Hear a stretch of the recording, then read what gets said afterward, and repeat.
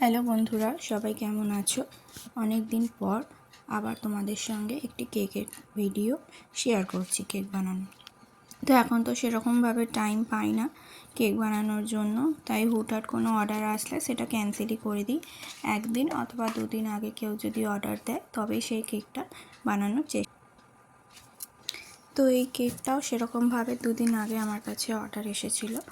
যে ভাইটা আমার কাছে কেক অর্ডার দিয়েছিল, তো সে প্রায় সময় এই কেক নিয়ে থাকে আমার থেকে। তো দুদিন আগে আমাকে কল করেছিল কেকটার জন্য। তো বলেছিল যে একটা অ্যানিভার্সারি কেক তার লাগবে। তো তার রিকোয়ারমেন্টগুলো ছিল কেকটা ভ্যানিলা হবে, স্পঞ্জটা, আর উপরটা রেড ভেলভেটের মতন ডেকোরেশন করে দিতে হবে, আর মিডিলে একটা বরকনের ছবি দিয়ে দিতে হবে, আর সাইডে কিছু ফুল করে দিতে হবে। তো সেইভাবেই আমি স্পঞ্জটা আগের দিনে বানিয়ে রেখে দিয়েছিলাম।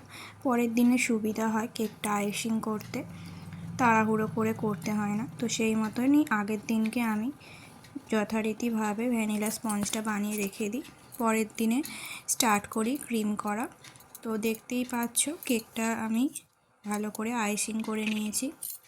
তারপর ওই কেকের ব্যাটার থেকেই খানিকটা ব্যাটারে লাল রং দিয়ে আমি আলাদা করে বেক করে নিয়েছিলাম। সেটাকেই মিক্সির মধ্যে ভালো করে গ্রাইন্ড করে নিয়েছি। নিয়ে মিক্সির ওই যে ঢাকনাটা হয়, ওটা গোল টাইপের ছিল বলে ওটাকেই আমি কেকের ওপরে বসিয়ে দিয়েছিলাম, যাতে ওই স্পেসটা ফাঁকা থাকে আর আমি ছবিটা লাগাতে পারি। তো এইভাবেই আমি পুরো কেকটা দেখো ওই রেড ক্রাম্বসগুলো দিয়ে ভালো করে কভার করে নিয়েছি। আর ওই যে মিক্সির ঢাকনাটা তুলে দিলাম। এবার ওইখানে এই যে ফটোটা আমি প্রিন্ট আউট করে বার করে রেখে দিয়েছিলাম, সেইটা আমি ভালো করে অ্যাটাচ করে নিলাম। তারপর আর একটা নোজেলের সাহায্যে ওই ফাঁকা জায়গাটা একটু বিট দিয়ে নেবো, যাতে কেকটা একটু দেখতে ভালো লাগে।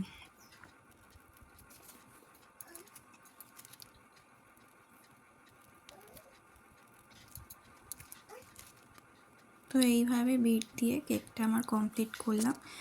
আর সাইডে কিছু প্লাস্টিকের ফুল লাগিয়ে দিয়েছিলাম, কারণ আমার কাছে ক্রিম শেষ হয়ে গেছিলো, তো আমি আর ক্রিম করিনি। তো এই ফুলগুলো দিয়ে দেখলাম কেকটা দেখতে ভালোই লাগছে।